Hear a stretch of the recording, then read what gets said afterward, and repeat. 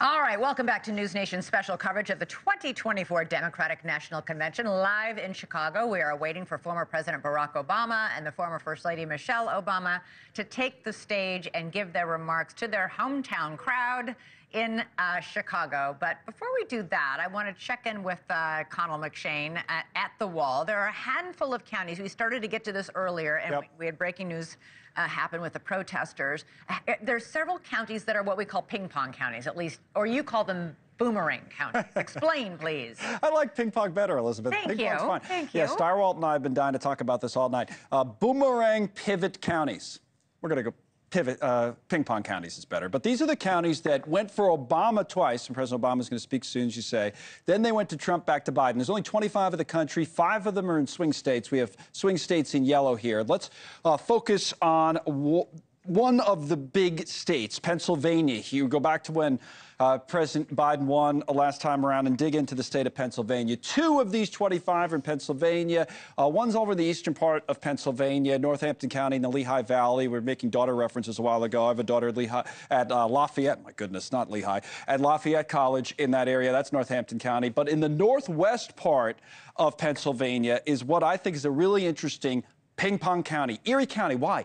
Erie County was barely won by Biden, taking it back from Trump in the last time around. And when you start to look at demographics in these types of counties, that's when things get relatively interesting. A lot of white working class voters. That's what you see at Erie County. If we go out to the state of Pennsylvania, you see 76% are white voters. But here at Erie County, it's 85%. So these are the types of voters that Barack Obama did really, really well with. Twice. There's places like Sauk County in Wisconsin or other examples of that. But then Trump took them, and then they went back to Biden. Question for Kamala Harris: can she ping-pong them back? In other words, keep them with the Democrats like Biden did, or are they more likely to be leaning red? I mean, this could decide the whole thing, the types of voters in these types of counties. Yeah. One example. Always comes down to it's amazing that something as huge and as consequential as this election, which many believe it will be, will come down to a couple 100,000 voters and a Well, I mean, Obama was so strong. Chris was saying it a while ago with these types of voters. Both times he ran, he would win these counties by double digits. The persuadable voters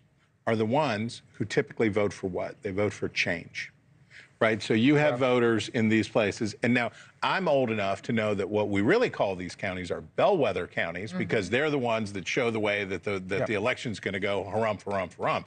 But the reality is these are voters who vote for change. When they voted for Barack Obama, they wanted a change. When they voted for Donald Trump, they were voted change. They voted for Joe Biden. Now what Kamala Harris has to do is say, we're going to turn the page. What's her slogan? We're not going back. We're going to turn the page. So she's trying to tap into the same thing about change, change, change. Because if you're dissatisfied, the political system can't deliver results. We have a broken system. Let's be honest. We have a Congress that can't Congress. We've got a system that doesn't work for a lot of people, and they can't get results. So what they end up doing is flipping, they're changing channels, right? They're going back and forth, back and forth. Well, maybe this one, maybe this one, maybe this one. But that's the tricky part for her, because how is she change if she's the vice president of the current administration? Well, there's a reason that Joe Biden got sunk out at sea like a scuttled destroyer just over the horizon last night. They pushed him late in the night on the first night. Was that deliberate, though? As far... I hope they're not going to be late again. It's 13 minutes after the golden hour started. President Obama, former President Obama, is scheduled to take the stage at 11 p.m. So...